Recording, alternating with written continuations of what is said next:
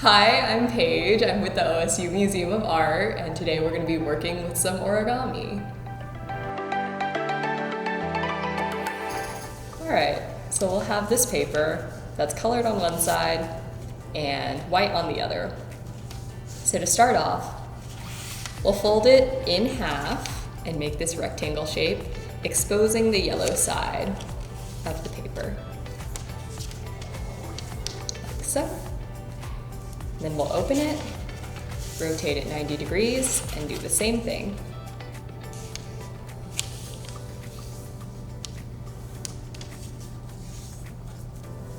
Alright, so now when you open it up, you'll have these 4 squares. Now starting with the yellow side this time, we'll flip up diagonally and fold it in half to have this triangle shape. And this time we'll have the white side exposed when you're folding it in half, like so. Open it, rotate it 90 degrees, and do the same thing, folding the paper in half diagonally.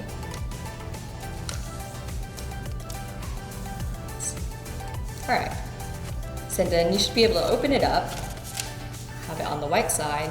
You press down here, it should naturally want to fold into a square shape. So you'll take these 2 edges, fold them down to meet this edge. And the top one should naturally go on top, like so. Alright, so now making sure that this free edge is at the bottom. We'll see, you can open it, and this one doesn't open here. So we'll have this free edge at the bottom. Now taking one of the sides, we want to fold this about 1/3 of the way up. So you can place a finger here, fold it here. So this edge should be about equal here.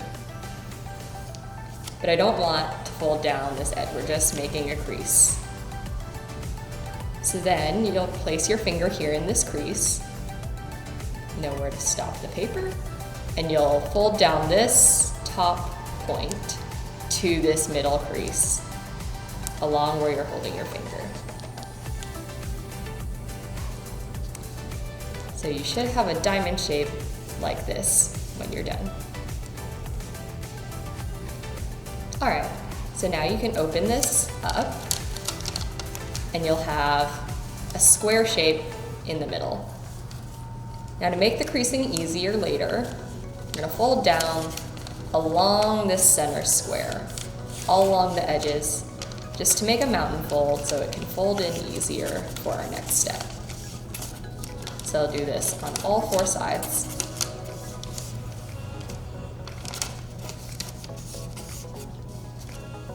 And then I'm going to do a valley fold along these diagonals.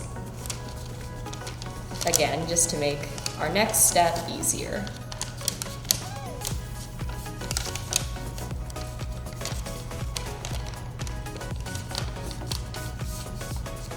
Alright, so now, holding at the corners here, if you place a finger along this center crease and 2 fingers on these sides, you should be able to fold this in pretty easily, like so. Then you'll have this triangle shape in the middle, and you'll do the same thing on the other side, folding this point in to meet this one, like so. So then you'll have that flat diamond shape again. Now taking these free edges, you want to have this side line up with this middle crease when you fold it downwards. So we'll fold it to meet the middle here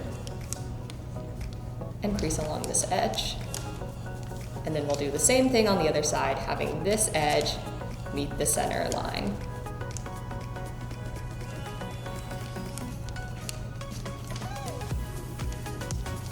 Now we're going to flip the whole shape over and do the same thing, having this edge meet this center line.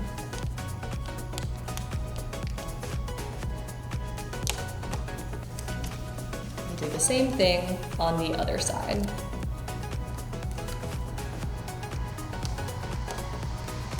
So now you'll have this square shape. Picking it up, like we had the free edge in the beginning, we should have these two flaps that can fold out to the white side.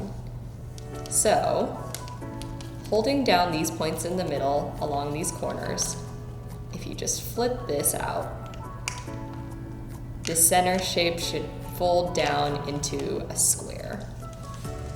It might take some coercing. But if you press down along these edges, you should get a square shape in the middle. Like so.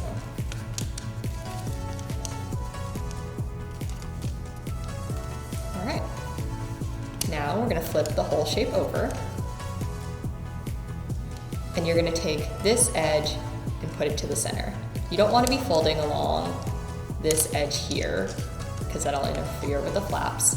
But here, we should be able to fold it down without a problem to meet this center point.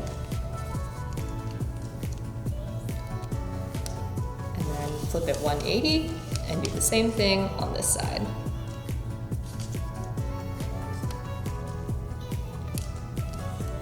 All right, so now you should have these 4 flaps here. If you fold them up to the side, we'll have these 2 diamond shapes here again. So rotating, and then putting this corner into the center once again. And then we'll do the same thing across the way on the other side.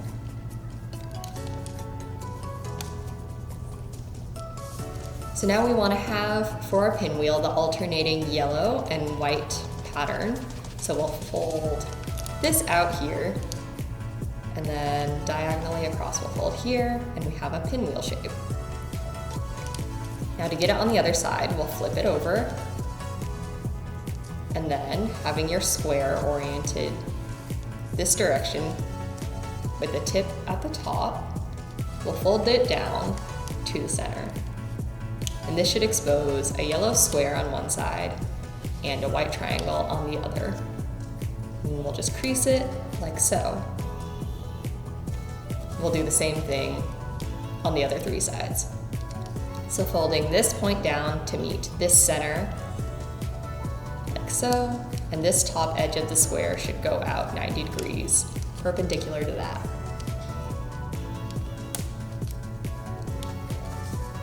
We'll do the same thing on the remaining 2 sides.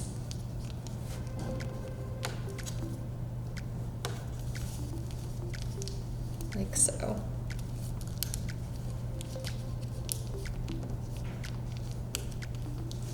Okay, now we have this yellow square, so we need to tuck this last part into the corner here. So you'll do that by opening this white flap and tucking this yellow one underneath, like so. There you have it. Just remember, origami is difficult, so if you don't get it on the first try, no worries, grab another sheet of paper, try again.